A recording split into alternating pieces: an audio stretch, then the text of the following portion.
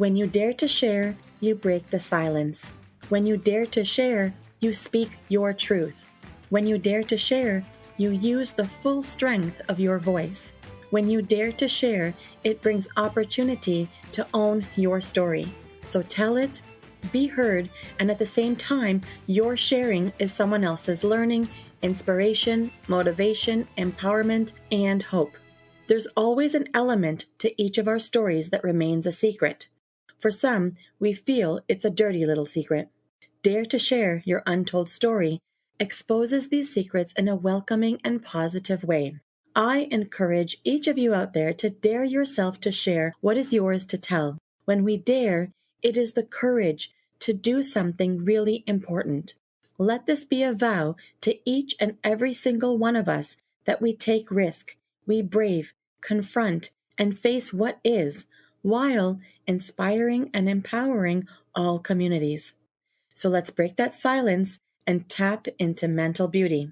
This is Salima Jadavji, your podcast host, a practicing social worker, and your mental wellness connoisseur. Welcome to the Dare to Share Your Untold Story podcast, episode number 59. Struck with grief, navigating control, impacted by choice, learning resilience. To all my fellow listeners, before we get started, I'm just dropping in a note to give you a heads up that this podcast might be emotionally triggering for you. We do invite guests onto the show who share openly about extremely difficult life moments with exposure and impact of what the struggles have been like. The intensity of each episode could have a variable impact on your emotional and mental well-being based on your own personal story. If at any point the topic becomes uncomfortable or upsetting to you in any way, please do not pressure yourself to listen. Instead, be kind to yourself, do some self-care, and perhaps give another episode a try. Today, I have the pleasure of introducing our courageous and daring guest, Sara Westbrook. Sara is a professional speaker, author, and emotional resilience strategist. She has spent the last 16 years researching and presenting on the topic of emotions and the impact they have on choices, well-being, and resilience in both adults and youth. Over 500,000 people have been inspired by Sara's enthusiasm, life experiences, and the transformational power of her message. She has appeared on many media outlets including Global, CTV, CBC, SiriusXM, and Roku. When she is not presenting, writing, or singing, she can be found in her kitchen whipping up yummy, healthy treats for her husband George and son Kai, or at the arena with coffee in hand watching her son play hockey. Well, hello, Sara. Welcome to the Dare to Share Your Untold Story podcast. Thank you so much for having me. It's a pleasure. Oh my goodness. I can already feel your energy. I know. It's so exciting. I'm thrilled to have you on the show today, and I'm really grateful for your willingness to come on here to tell your story. For me, it's really encouraging when I met with guests like yourself who really allow me to draw on the strength and support and inspiration. I really feel like it's important to help break barriers of mental stigma. Absolutely. Absolutely. I think everyone has a story and everyone's faced with different circumstances. However, there's always a connection that we can relate to when we hear someone share. I think that's really powerful to know you're not alone. Mm-hmm. It's great because that's some of the feedback I've been hearing from like new listeners, right? Some of them are reaching out and telling me their story felt parallel to something that another guest shared. And then when we chat about it, their stories are actually quite different, but sometimes there's an element that you really gravitate towards. Absolutely. And people want to know that they're not alone on their journey. Exactly.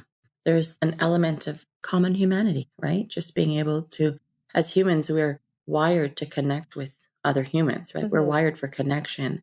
So it's really nice when we're able to provide that safe space for people to give themselves permission to connect in deeper ways. When you say that, it kind of triggers this one quote I wrote down that I just created years ago in my journal, which is sharing imperfections, we find connections.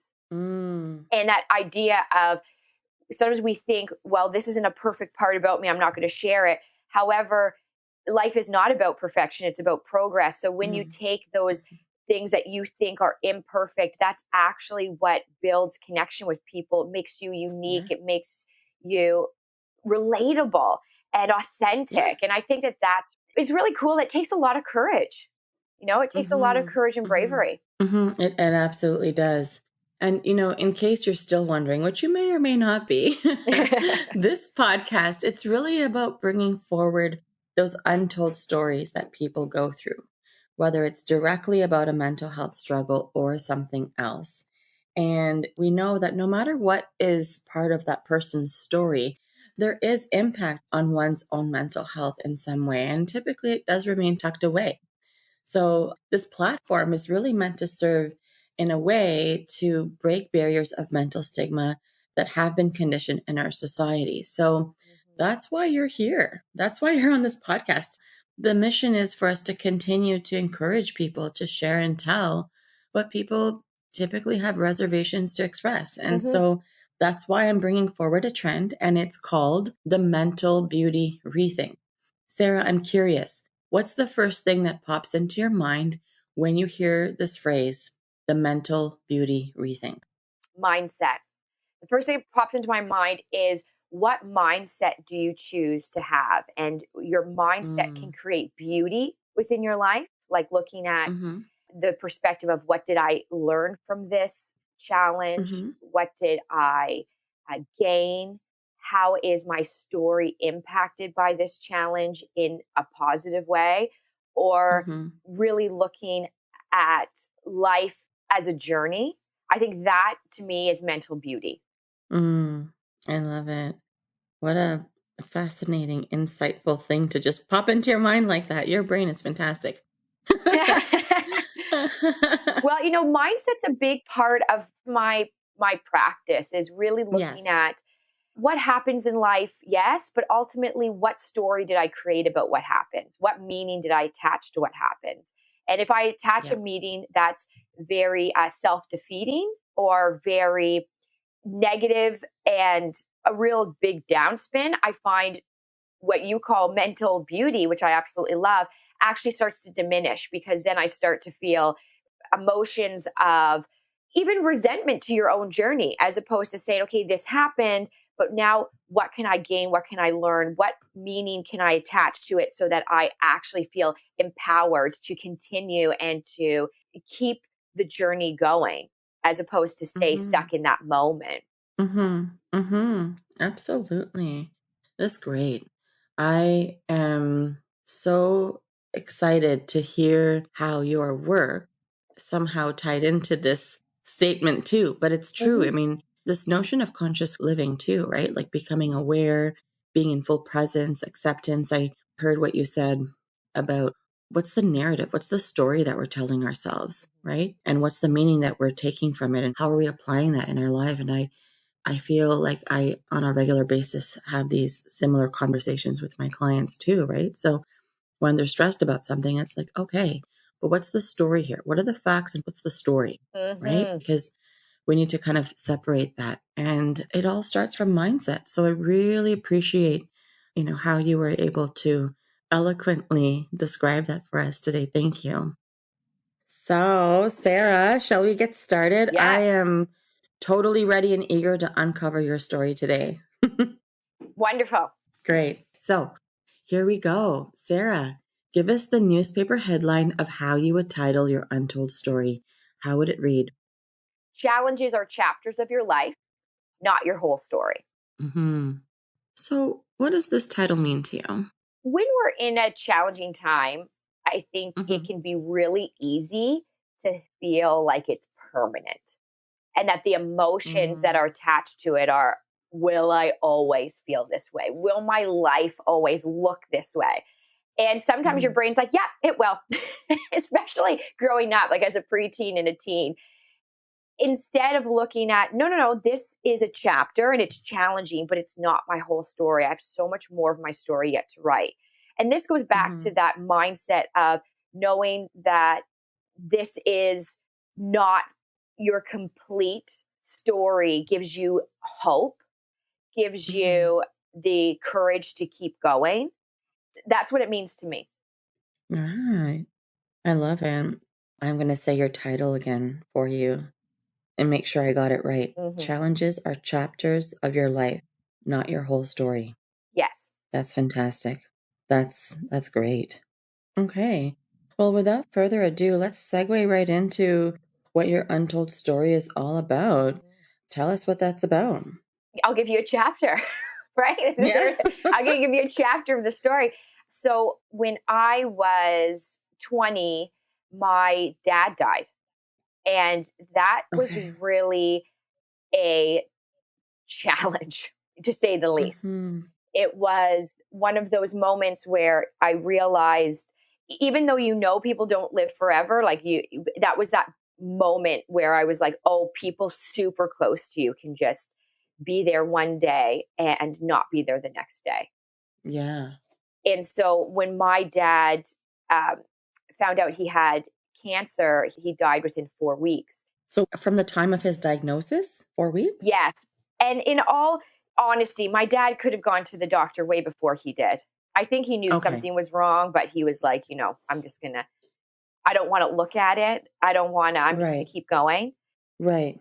So from the time of the diagnosis, though, it was 4 weeks. Just that's it, eh? That's it. That's it. Wow. So there was 4 weeks of knowing that this was maybe inevitable that he was going to die, but at the same time, hope that he wouldn't. There was also time to share and time to have connections about things maybe we hadn't talked about before. So that 4 weeks did allow us some time. Mm-hmm. Just for me, it wasn't enough time. Mm-hmm. Mm-hmm. So, I mean, you definitely used that time wisely, not knowing what sort of time frame you had and trying to maximize on conversation and connection. But I guess it's never enough. No. And my dad and I, we had something in common, which was our humor. He was Mm-hmm. very funny. He could make Saturday Night Live look not funny compared to him. He was great. He used humor a lot, Mm-hmm. but we didn't connect with our morals and values. We Mm-hmm. had very different mindsets. We're going back to mindsets, and so what I learned from my dad growing up was that you learn from people how you want to be and how you don't want to be. And Mm-hmm. I Mm-hmm. definitely gained a lot learning my dad that you could take something, you could add humor to it when it was appropriate, and that could also help you be resilient, help you have a different mindset, and help you be a bit more lighthearted when it came to certain challenges that happened in life. And that's also, he used humor a lot even when he found out he was so sick and dying. He Mm-hmm. used that Mm-hmm. to for him to have a different mindset around it.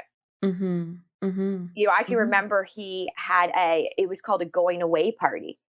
And he invited people, and it was this big party, and they thought he was going away, like going away on a trip or doing something with his business where he had to go away. But really, he Right. was having, I'm going away, I'm leaving this earth party. But for Right. him, that's what he needed to do. He needed to put a funny spin on it. So I Mm-hmm. really learned a lot from my dad in the sense of humor and perspective, and that Mm-hmm. people could use it to help them heal. But what my dad and I didn't always have in alignment was integrity. We had different mindsets around that. And so Mm-hmm. when my dad and I, we butt heads a lot. I can even remember after my parents' divorce, I was 11 years old, and there was a lot of things that happened where I was confused about, like choices he had made. And as an 11-year-old, I was thinking, taking it really personally. Like, if he didn't call, I'd take that really personal. And so my mom at the time ended up putting me into so many support groups, so many character education groups, leadership. And by the way, Mm-hmm. I never wanted to go. Like, I was always like, Mm-hmm. no, I'm Mm-hmm. good. Like, no, I'm fine. No, I don't need that. And I'd throw tantrums. I didn't want to go. I'd have excuses. And my mom would say, you don't have a choice. You're going. And I Mhm. got to see through these courses and these leadership and character development courses she put me in as a preteen and a teen, that my dad was on his journey and I was on my journey, and I could learn from him how I wanted to be and how I didn't want to be. And I didn't have to take his choices personally as I was doing before I had a Right. different way of thinking and being. Mhm. Yeah, and it comes back to mindset, right? And how you positioned yourself. And it comes back to that story piece.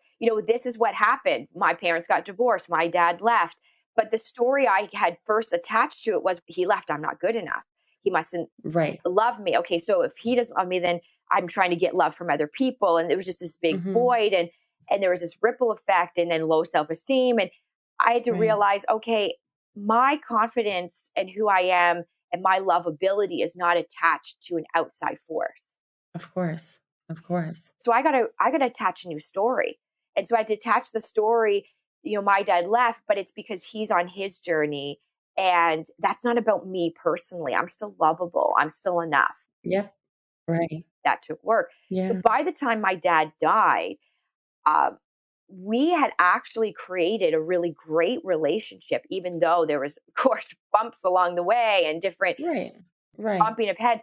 I had this just real missing him, missing his humor, missing his laughter and his jokes and his I didn't have this regret that I wished our relationship was different. As I got older, as even 16, 17, 4 years before my dad died, I had already done this work on just really acknowledging that he wasn't going to change, but I could change the way I saw him. So our relationship changed.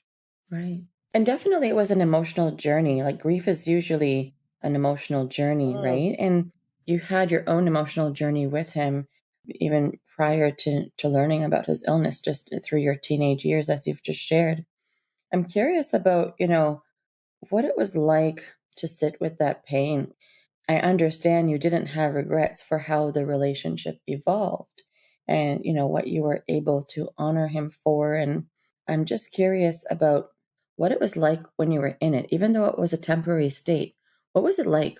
Yeah, I found it very confusing. I found Mm-hmm. death to be this combination of tragic, sad, angry, beautiful transition of, you know, even if how I'm saying it right now sounds like this mumble jumble. And that's actually how I Mm-hmm. felt when he first died. It was shocking. It was okay, but he's not in pain anymore. So that's beautiful for him. But now I'm still here and I have all these emotions. And at first I think you couldn't even process it. I remember my sister and I, so my sister is 10 years older than me. And I can remember us getting ready for his funeral and like getting ready, like putting on makeup, deciding what we're going to wear. And we just stopped and we looked at each other and we're like, oh my gosh, like you would think it doesn't matter. We should just show up. Why do we have to put mascara on? Why are we even getting ready? Getting ready for what? But you do as a human being, you get ready. You put on the outfit for the funeral. And Mm-hmm. it was this psychological moment where you're thinking, how are we even in this position? And I think what it did for me afterwards, it was like this floodgate of I can't control everything that goes on in life. I couldn't Mm-hmm. control him getting sick. I couldn't control him dying. So Mm-hmm. what it did is it actually brought up other things in my past where I felt I couldn't control.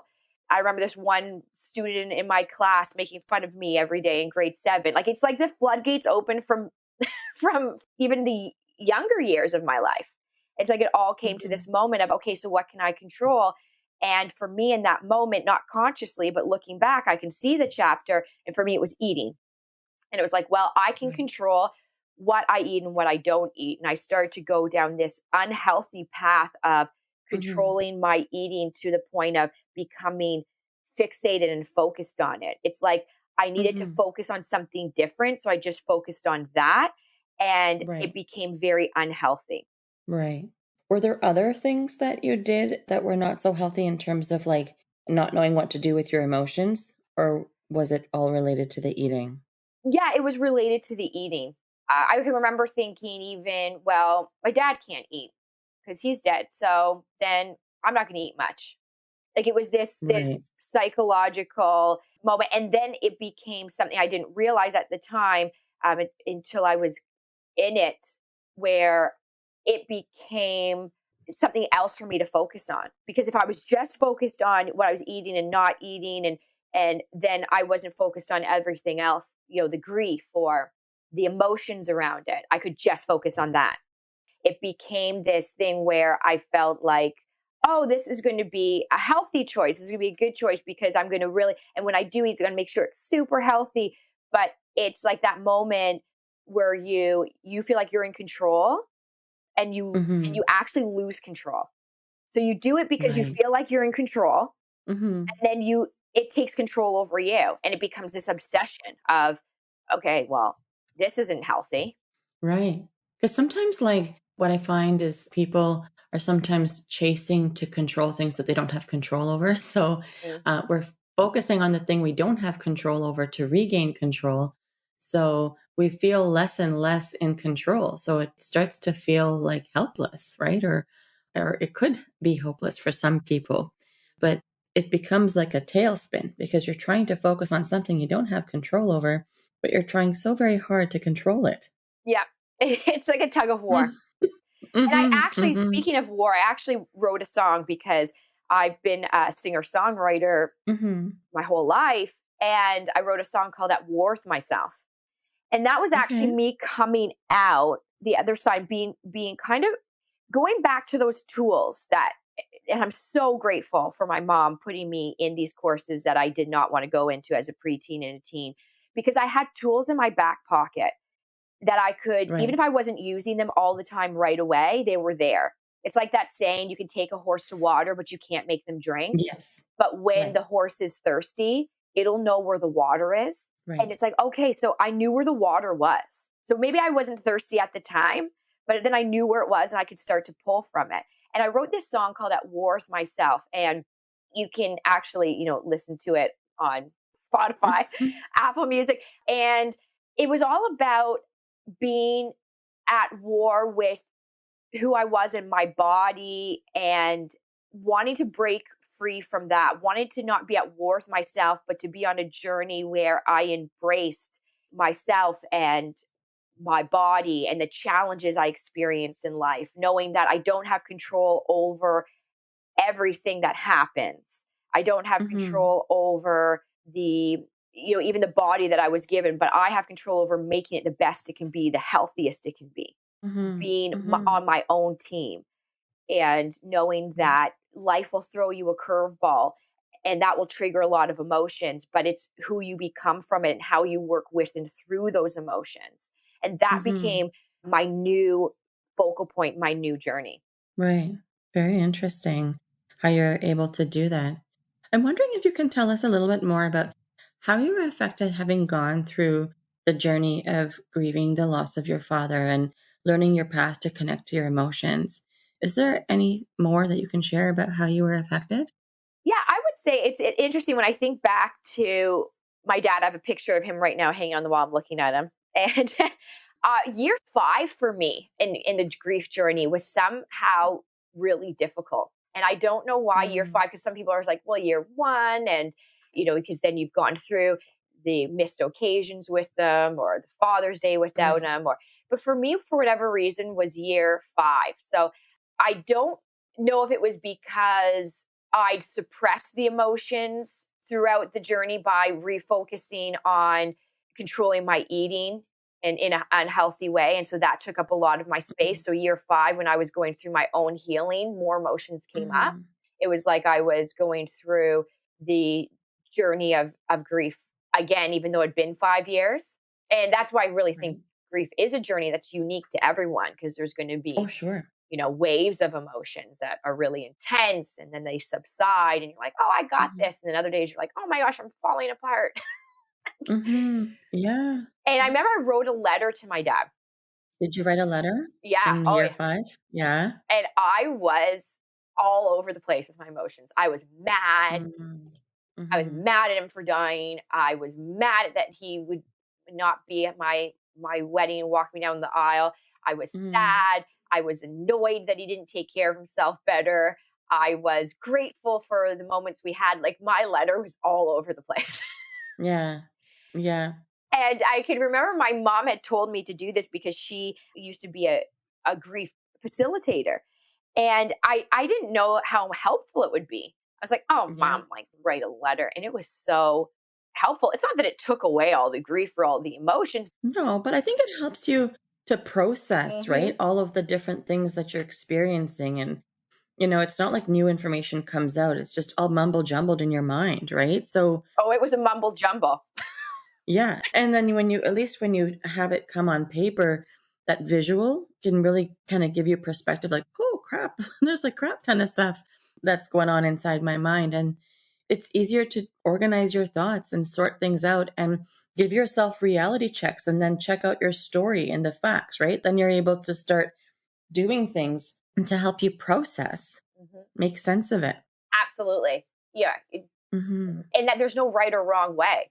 No, absolutely. Each person's way is unique, right? To their Yeah, you own. could rip it up afterwards, or you know, Sure. you don't have to have it hanging around, or shred it or whatever, or keep it or whatever works for you. And I just found it to be a a process that was really helpful. And I even read it out loud. Like I'm like, hey dad, I'm reading this letter.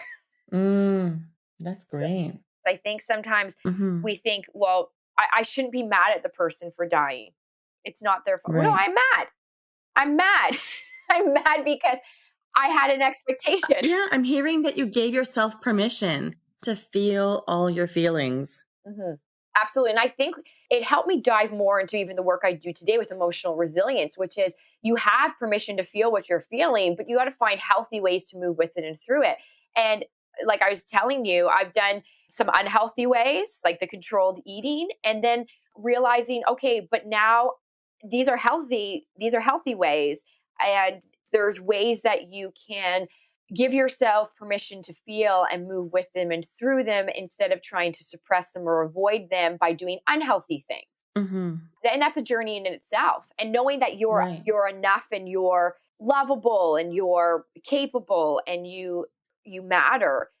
And I think Hmm. that gives you the voice, that gives you the choice to positively impact your life. And support. Support is key. I think resilience is not a one person show. It takes a village. You Oh, really 100. need to have a good system in place for sure.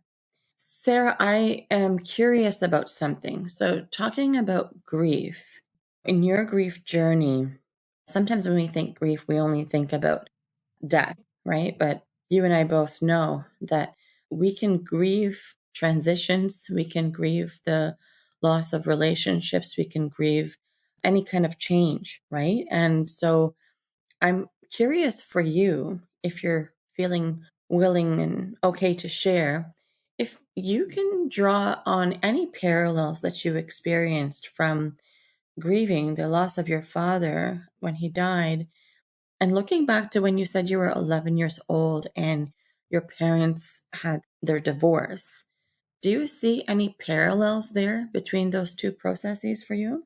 You're exactly right. Even if a person's still alive, you can grieve the loss of the relationship looking a certain way. Like you said, you can grieve a change or an expectation that wasn't met. So, yeah, there is parallel. I remember when my dad left, I was 11 years old. We owned a restaurant at the time, and there was an apartment above our restaurant. So, when he left one day, he had said he was fixing the plumbing at the restaurant. So I thought when he didn't come home at night, that's fine because he could stay at the restaurant because there was an apartment there. But then a week passed, 2 weeks passed, 3 weeks passed. He still wasn't back. And I was like, Right. wow, that's some massive plumbing issues. Like, there must be really bad Mm-hmm. over there. And then Right. finally I said to my mom, like, what's going on? And she sat me down and Right. she said, we're getting divorced. Before that, though, my parents had separated, got back together, separated, got back together. So it was this Right. roller coaster ride. It was a mix of emotions. One was Mm-hmm. that Mm-hmm. sadness that at 11 years old, you look at wedding pictures of your parents or them hugging on a family vacation, and you're like, well, why can't you just get back to that? You were hugging and kissing at one point, just do that again. As an 11-year-old, you don't realize that relationships have all different angles and different challenges. And so there was that grief of it can't just be perfect and magical. Mm-hmm. Mm-hmm. And then there was relief that I wouldn't have to hear them arguing anymore or that tension. Like, even if they weren't arguing, I don't like Right. that tension of, something's wrong. Mm-hmm. And I think, especially as a kid, if your parents don't tell you, if you just say what's wrong and they're like, nothing, don't worry about it. For me, that makes Oh, it way worse. doesn't it strike a chord for you? Because then as a kid, Because you know you're not being told the truth. oh yeah, there's lying. No one's telling you the truth, but you're expected to tell the truth yourself. Exactly. And it's like, well, this is convoluted. And you make it worse. Yeah. You make it worse in your head. Hmm. Yeah. Because now you're trying to come up. Your detection system is on alert saying something's wrong. This is not right. The information is not accurate. And so you start coming. This is where the storytelling starts going on, right? That narrative, Hmm. creating the story and the meaning and mishmashing it all into believing it without even checking out how valid it is, right? So Hmm. it gets concerning because you tell yourself a whole variation of stories Yes. or And possibilities. and usually they're really negative. And so Yeah, then you go worst case scenario, because your brain loves doing that. of course. So now you've got the worst case scenario. Now you've triggered more fear and more angst in the child. Your child's also somehow learning from you by saying, never mind, don't worry about it, I'm fine. They're learning, oh, emotional suppression is what you're supposed to do. I can tell you're lying to Mhm. me, so that's what you do. If not everything's okay, you just tell people you're fine and not to worry about it. Yet we want our kids to talk to us, right? We say to our Right. kids, no, no, be honest with me. I can tell something's wrong, and then they're like, I'm fine. Well, who are they Yeah, learning the that role from? modeling is Exactly. questionable, right? When they're not allowing you to hear the truth. Now, I was really fortunate that I had a mom that did a lot of work on herself. Like, when my parents got Mhm. divorced, she went into a lot of courses and stuff. So she was very open to talk about any questions I had, literally about anything in life.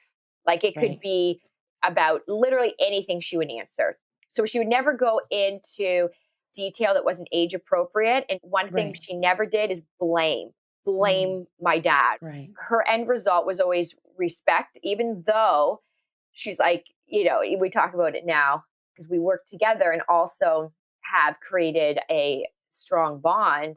She's like, there's many times where out of emotion, you want to talk about the other person and say, well, look, see, they didn't call you. See, that's why we're not together. See, and say stuff like this. And she's like, but I knew that wasn't helpful for Was not your helpful. well being. Right. And Yeah. she's like, and I know what would happen. It would put a divide between you and your dad that only would Right. bite me when I'm older. Because, like me, for example, when I was like 20 and my dad died, I would resent my Mhm. mom because I'd say, you Sure. wrecked it. You wrecked our chance to have a relationship Right. because of your Right. selfishness, right? Because your emotions. Absolutely. So she Yeah. gave me that gift of not, Yeah. talking about him and blaming. Yeah, she found a way to be resilient in her own way to parent and model the best way that she could and really pay attention to that process. That's phenomenal. So, like I said, she got help and support. I think, again, it goes back to that Mhm. village. Like, my mom knew she needed help and support to move through her grief of her loss of what she expected the marriage would be. So, we're all kind of grieving in a different way and tapping Yeah. into that support system. Right. So, Sarah, when people come to see me for therapy, individuals are typically in one of three places, typically. Okay. So, some people are getting started where, they're just coming to me with a heap of things and they're not sure where to start or where to begin. Some people are in the middle of something and they're in an acute part of their journey, or there's clear things that they're in the middle of working on. And some people are looking back either to get some closure or work on that one last piece, or something just doesn't make sense and they're needing to figure things out. Mhm. And some people are trying to just close things up so they can move forward in their next phase of their life. So, what part of the journey would you say that you are in? Would you say that you are just getting started in the middle, or would you say that you're looking back? Looking back. Yeah. For sure. And so, what do you want to remember about the process of your healing journey?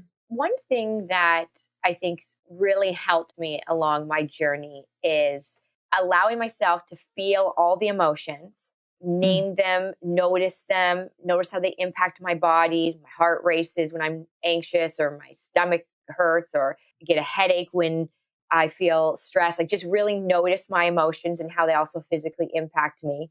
Mhm. And knowing that's okay, that's not to Mhm. be avoided, it's not to be suppressed, that my emotions I'm allowed to feel, and other people, they're allowed to feel their emotions. I don't need to Mhm. change their emotion. I don't need to fix their emotions. I don't need to try to take it on. Because when I look back, I did try to just make sure everyone was happy all the time, and realized that is not my job.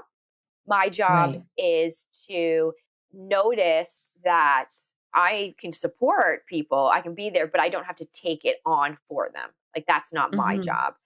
So I would Right. say when I look back, that's something I really full-heartedly continually practice. Is I really, really Mhm. mindfully practice, not just trying to be the peacekeeper, not just trying to make sure everyone else is happy and okay. I look and say, when things are not going to the way that I expected them to go or hoped they could go, I'm going to have emotions, and so are other people, and that's Right. okay.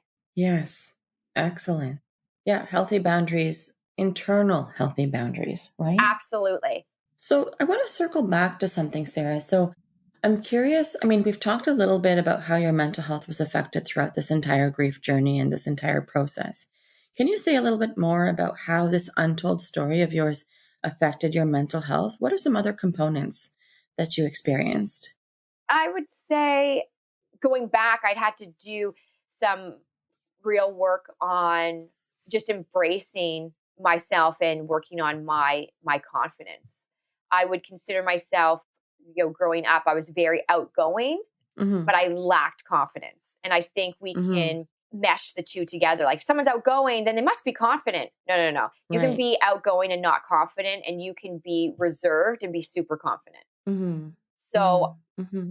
I had to work on my own comfort in my own self, in my own body, in my own space, in my own emotions. And it goes again back to healthy boundaries, about not taking on other people's stuff, or not creating this story in myself that I'm not enough. And that can even go back to the work I did when my dad left when I was 11, and I created that story that day. Well, maybe I'm not enough, and that's why I left. No, no, no. That's not the story I'm going to attach, that's going to build my confidence. I'm going to attach the story, which is he's on Mm-hmm. his journey and I'm on mine. So I think there was a lot of work with self-confidence that came into that grief journey. Right. Okay. And so, what is your key message to the listeners of our show? What do you really want them to know? I'm going to circle back to my newspaper title, which is Mm-hmm. challenges are chapters of your life and not your whole story. But Mm-hmm. realize that in the challenges, there will be emotions triggered that are awkward, Mm-hmm. uncomfortable, and sometimes physically painful. And that's Mm-hmm. okay.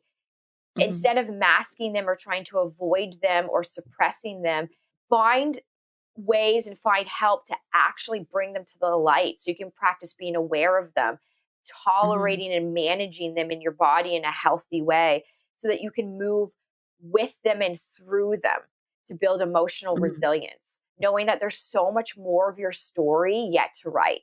Right. That's beautiful. What a great message. I'm hearing you really take that headline and really put it to use Yes, in how you convey your message, right? And I think I've been hearing you say all along, like, when you seek help, know it's okay to ask. And, once you ask, you also have to commit to that process, right? That internal absolutely. process for yourself, right? Like, things will feel funny, they will feel awkward. And even when they do, sit with it, tolerate, learn to manage. You don't need to suppress it or dismiss it. So those are really awesome messages, really important. And when you Yeah. get help, staying determined to put in the effort, even if emotions come up like sadness, frustration, anger, confusion, embarrassment, all of that is natural and normal. But Hmm. when you ask for help and you receive help, move through those emotions that are triggered so that you can put in the effort, because over time your effort will pay off. Mm-hmm. It's always, I'm sure you get this too in your practice, that someone asks for help, you give them help, but if they don't put in the effort, the help falls flat. Sure. And so you've got to actually be willing to put in effort. Yeah, absolutely. And Sarah, what would be that game-changing inspiration that's close to you that would reflect your untold story? Would you say that there's like a quote, a mantra, a book, a person, an event, something that really spoke to you that helped you pivot? My mom went to work one day and I was 13 years old and I found her Tony Robbins cassette tapes. Mm-hmm. Cassette tapes. Yes, I said it. And I took my boombox, put one in. And my mom had already been putting me in courses since I was 11. And I remember Right. just listening, whether you're a fan of Tony Robbins or not, doesn't matter. I remember listening to the fact that there was a choice in how you perceived what was going on, that you could actually use your brain as a tool. I can still remember sitting on her bedroom floor, literally listening and thinking, yeah, I'm going to take what happens to me in life, but I want to be able to use my brain as a tool that benefits me. And again, I go back to those were tools in my back pocket. So even though I didn't use them right away, I do Right. believe that all of those things that I had in my back pocket is what helped me not go over the edge. Awesome. Great tools to have in your back pocket. I'm sure it was really eye-opening for you once you listened, heard, you had your moment of truth, like, oh, this is good. And it came up. Yeah, absolutely. And as a kid, you try on concepts like you try on a t-shirt. If it fits, you wear it. And if not, Yeah. you Yeah. you put it away. Whereas an Yeah. adult, we get more judgmental, like, oh, what are they talking about? I don't know if I like that. No, no, no. Whereas kids Mm-hmm. are more open. So I found that even when I took a course as a preteen and a teen on mindset and consciousness and character, I remember those as being more impactful than anything I've ever taken as an adult. You just have Right. a different opening as a kid. So if there's any Right. parents out there, expose your kids as young as possible, because I do Mm-hmm. think that it won't hinder them from experiencing challenges and maybe not always using the tools right away, like I've shared, Mm-hmm. but is Mm-hmm. what helps them dive into healing when they're ready. Right. All right. So, what is a cause or organization that has been impactful to you on your journey that you'd like to give a shout out to? Mental health is a big passion of mine. And I think you so eloquently said in the beginning why you even do these podcasts, because there's still that stigma around it. There's still, for Mm-hmm. some people, that fear of, but what if I look weak, or what if I? So I'd say any organization, and ones that sticks out for me is Kids Help Phone. Any organization that's proactively saying, no, it's okay to feel, and you have mental health just like you have physical health, and your emotions impact your mental health and your physical well-being. So being Mm-hmm. able to support that, because again, it takes a village. Those organizations I hold up into a high admiration. Amazing. Well, shout out to Kids Help Phone and any other organization that is proactively allowing the message of it's okay to feel. Hmm. Amazing. All right, Sarah. So, how can people connect with you if they would like to? How are you findable? Instagram's a great way to connect with me. Okay. Also Twitter, Sarah Westbrook, and I have a website, so sarahwestbrook.com. And if you're a business, LinkedIn. We're going to grab all of that information from you so that all of the information will be on your show notes page. So we've got you on Instagram, Twitter, your website, and LinkedIn. Amazing. Hmm. Guess what, Sarah? What? You, my dear Sarah, have just dared yourself to share. Congratulations. Thank you for having me and allowing me the space to share. Oh, Sarah, you're most welcome. And I actually just want to say that being able to hear some delicate parts of your grieving journey and all the emotions that manifested and all that navigating you embarked on to find yourself and connect with yourself and sharing your understanding on how it can all impact your mental well being. This story has been exceptionally inspiring to hear. and to witness. So thank you for the deep conversation and for all the daring and sharing. This was awesome. Thank you so much. I really appreciate your kind words of support. Wonderful. And once again, Sara, thank you for being part of Dare to Share Your Untold Story and helping to be a voice in breaking down the barriers of mental stigma. To all of our listeners, if you like what you've been hearing on this podcast and you want to be part of breaking down barriers of mental stigma, I invite you to go wherever you are listening to the episode and hit subscribe. Leave us a comment or a review of the episode and maybe how you relate to it. To learn more about what we offer, visit www.daretoheal.co. And if you are feeling ready and brave to share, please submit your story by visiting www.daretoshare.co. Thanks for joining in.